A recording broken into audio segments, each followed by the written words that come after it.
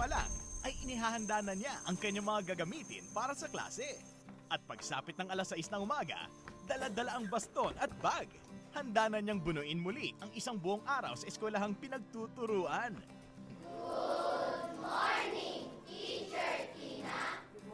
Siya si Teacher Cristina Medina, ang ating Pinoy Extraordinaryo. Isang visually impaired teacher ng Laguna Resettlement Community School sa San Pedro, Laguna, si Teacher Tina.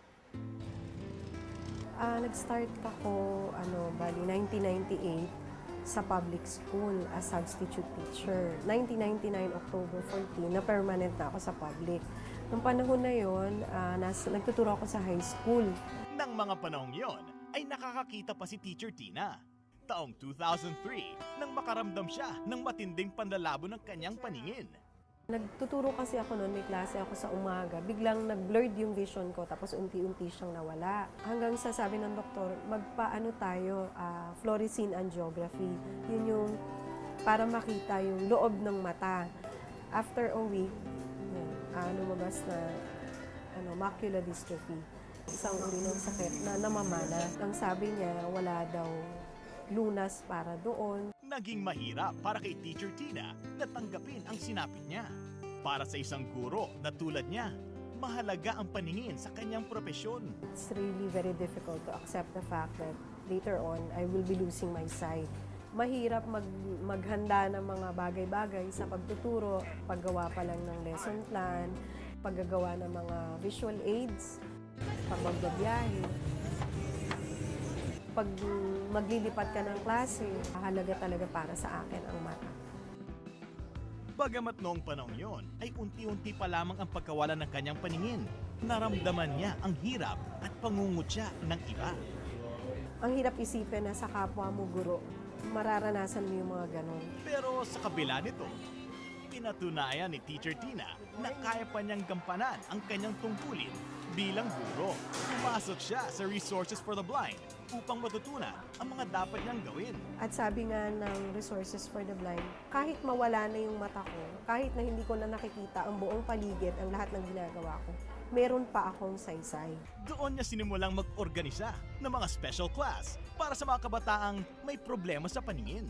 Nakita ko na eto na yung tawag para sa akin. Ang tulungan ang mga katulad ko. Number 2, compassion. Lalo siyang naging matagumpay at epektibong guro sa pagkakataong ito. Sa katunayan, ay naipadala na siya sa iba't ibang bansa, gaya ng Geneva, Switzerland, at Malaysia, upang maging isang keynote speaker tungkol sa pagtuturo ng mga visually impaired children. Pero ang mas ikinagulat at ikinatuwa ni Teacher Tina ay nang siya ay muling pagkatiwalaan nang humawak ng isang regular class. I was so hesitant to accept the challenge because I'm not ready yet to face the challenge. Nung una, ang hirap sa discipline, mabigat, dalahin. Pero sabi nung mga kaibigan, kaya mo yan, teacher, kaya mo yan. Iba't ibang strategiya ang kanyang ginawa upang magampanan niya ang kanyang tungkulin sa mga bata.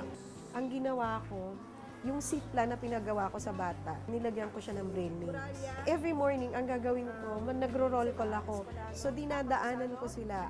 Okay, so itong row na to. Kung sino yung nakaupo dyan, yan na dapat yan. Para ma-memorize ko. Even yung voice. Maging sa mga pagsusulit, hindi nag-aalala si Teacher Tina na mayroong mandaraya sa kanyang class. We are working on honesty. Parang ganun. Na maging matapat lang tayo. Nawala man ang paningin ni Teacher Tina, mas nakita naman daw niya ang landas na dapat niyang tahakin. Ordinaryo man ito sa paningin ng iba. Isang extraordinaryong gawain ito para kay Teacher Tina at sa mga batang kanyang tinuturuan.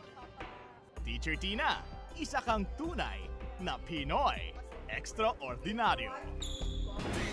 Sino kina Vanessa at Jenica ang tatanghaling Luz Biminda, the Festival Queen? Malalaman na sa huling hamon ng Celebrity Face-Off! Mga kapuso, malapit na ang D-Day, as in Valentine's Day. At sa araw ng mga puso, uulan ng papremyo. Basta dala o meron kayong pinakamalaking Valentine card. Dali dito sa GMA Network Drive mula Lunes hanggang Biyernes, alas 10 ng umaga hanggang alas 5 ng hapon. At hanapin si Melissa Nicdao. Baka ikaw na susunod na papasok sa Pinoy Records. Sali na!